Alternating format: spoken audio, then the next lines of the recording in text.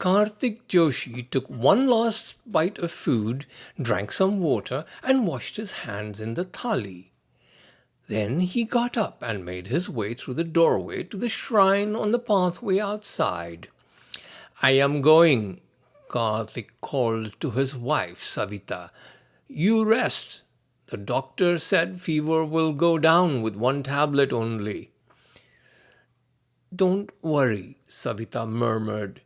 "I am okay." Then she washed her hands with the thali water and sat down to eat the leftovers.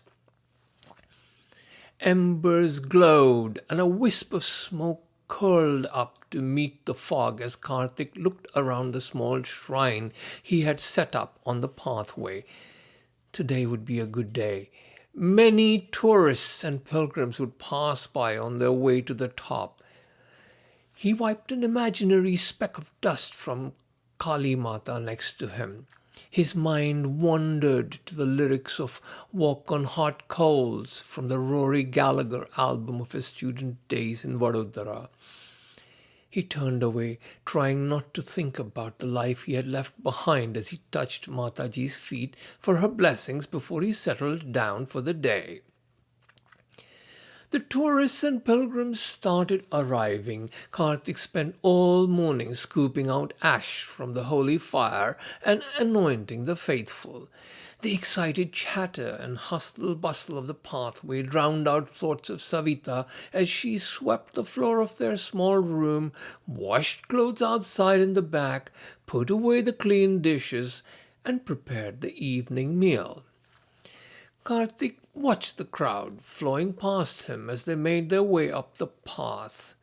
The death of his father 10 years ago had brought him back to Pavagadh and taught him so much about people.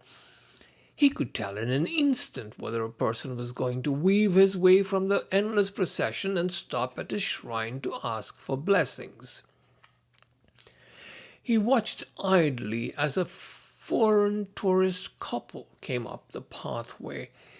They were tall, head and shoulders above the sea of humanity flowing around them, their smiling eyes fixed on each other, their hands lightly clasped together. Kartik could not remember when his eyes had last met Savita's. His hands did not know the feeling of holding hers. As he watched the two foreigners walk up the path, he saw the man trip and stumble forward. For an instant the crowd parted and Kartik saw the woman brace herself to take the weight of her companion, the startled concern on her face replaced by a steely resolve to not let him fall, no matter what. The man recovered his balance and put his arm around the woman's shoulder as they paused at the shrine.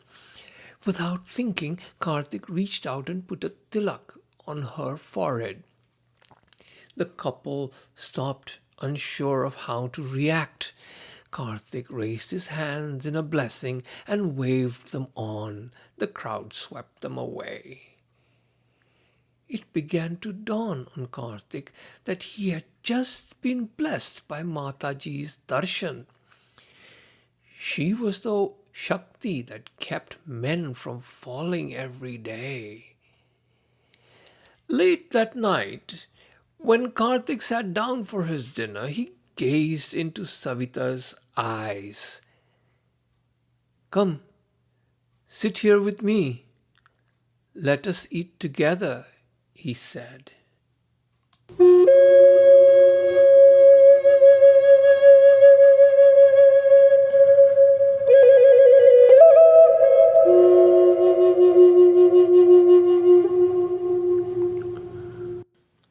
Visit imagesandwords.net for poems and stories from the Stones Speak collection and see the images that inspired them. Look for us at your favorite podcast site. Like us and add us to your web. I am Siddharth Mehrotra. And I'm Rahul Mehrotra. Thank you for listening.